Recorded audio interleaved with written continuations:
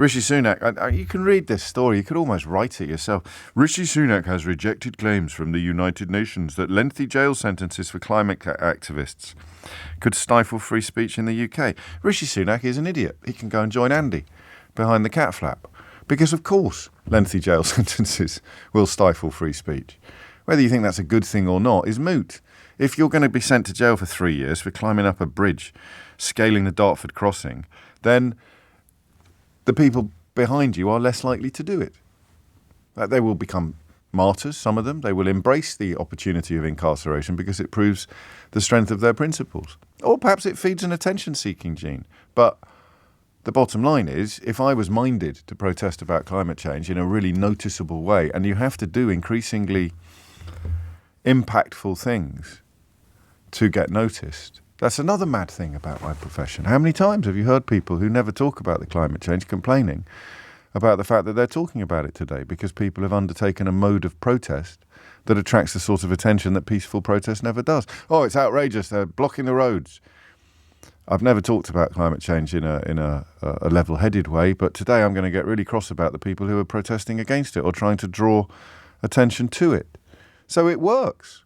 And if you jail people for 3 years for doing things that work, they become less likely to do it, I think. So, of course, it's stifling free speech. And, of course, Rishi Sunak has rejected claims. Perhaps they could pass a law, like the Rwanda legislation that they're planning. Just pass a law to make the things that you want to be true superficially true. Rishi Sunak's latest bill is designed to make him 6'4". I don't know if you've seen this. Have you seen this? He's passing a bill. Parliament is going to vote on how tall Rishi Sunak is. And the Conservative government is putting forward a proposal that Rishi Sunak is actually 6'4". They're expecting it to pass as a 3-line whip. And come tea time tomorrow, Rishi Sunak will officially and legally and constitutionally be 6'4". And Rwanda will be a safe country. And jailing people for protesting against climate change will not stifle their freedom of speech. All of those things will become true by 2 o'clock, 4 o'clock, 5 o'clock tomorrow. Who even knows what time it will be? Because they're going to pass another law. We're going to throw away all the clocks. We're going to call it Rishi time. It's 4:00 Rishi. It's Rishi o'clock. Get rid of the clocks. Get rid of the time. Get rid of everything that you know to be true and replace it with things that you know to be false, but you are compelled and required to insist that they are true. Rishi Sunak is 6'4", and Rwanda is a safe country. And there's no such thing as climate change. Just to keep an eye on old Andy there in Idiot's Corner. All right, mate. Do you want a biscuit? There you go. And then we come to me, as we always do, and I am aware of that, and I sense that it may be slightly irritating sometimes, but I think today I'm going to be completely honest with you. I don't care enough. I still don't care enough. I say that, and I feel my... I'm not going to say, but it's not that my buttocks are clenching. Nobody wants to know that. I just feel a sort of sense of shame kick in. I don't want to tell you this. Actually, I still don't care enough. I still don't care enough. And I don't know why, because I'm not thick. I understand. I'm not Andy. I know that if 90-odd% of the world's scientists can prove something to be true, then it's true. I'm not dangerous. I'm not sticking my head in the sand. I've made changes in my own life, not big ones, but, well, quite big ones, but not earth-shattering ones. I used to get a car to work every day. I used to be driven to work every day, as is befitting of a broadcaster of my status and reputation and renown. Now I don't. I get a bus and a train, a bus and a tube to work. In fact, I got a bus earlier this week that had my own face on the side. Do you know that if you have your face on the side of a bus, there is absolutely no special treatment as a passenger when you get on it? So people don't even notice. How annoyed with me would you be if I told you that I wanted to tell other people at the bus stop? Because I travel quite incognito. I like to wear a big hat, a nice woolly hat, and sometimes have my hood up.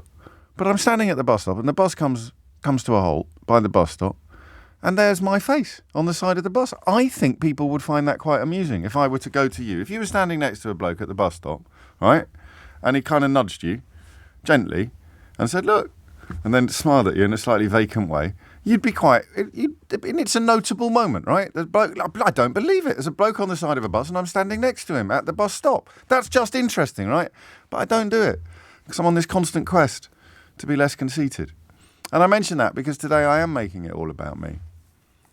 I don't know why I don't care more. I don't know why I don't care more. So Sunak's rejecting claims that prison sentences for exercising free speech stifle free speech.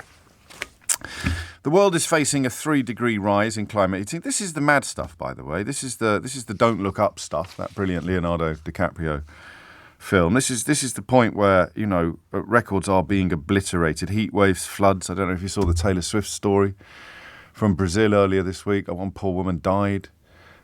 Taylor Swift herself appeared to be short of breath on stage in Rio de Janeiro. The costs, financial and logistical, of calling off a concert because you're in the middle of an apocalyptic heat wave are so high that it went ahead. There is, says the executive director of the United Nations Agency, the Environment Programme, there is no person or economy left on the planet untouched by climate change.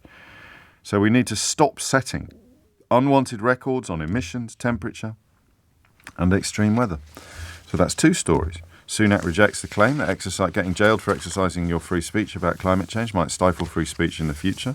The United Nations warns of a hellish increase in climate heating. The CNN, I think it's CNN, forgive me if I've misremembered that, CNN are closing down their climate change desk because even when you're in the business of reporting reality, some elements of reality just don't sell. I'm going to circle back to that point, I suspect. They just don't sell. It proves my point. I have failed in many ways to make this topic as urgent and as interesting as it should be. And I don't understand why I've failed. I am quite good at this. I can make you care about things by 10:30 that you didn't care about at 10 o'clock. I can make you care less about things if somebody else has spent the morning encouraging you to be hateful towards the unemployed or the disabled or foreigners or refugees. Then by 10:30, I can lance that boil. I can remove the pus that has been injected into your bloodstream by right-wing media. I'm quite good at that, but I can't do this. I can't do this. Maybe it's because the richest 1% of humanity is responsible for more carbon emissions than the poorest 66%. And I'm in the 1%.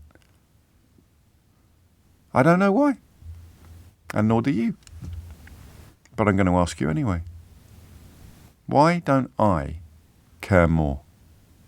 Why don't I care enough? Why do I read about an international broadcaster shutting down its climate change desk and think, yeah, fair enough. I know why they've done that. Why aren't I climbing the walls, or indeed the Dartford crossing, in exasperation and outrage?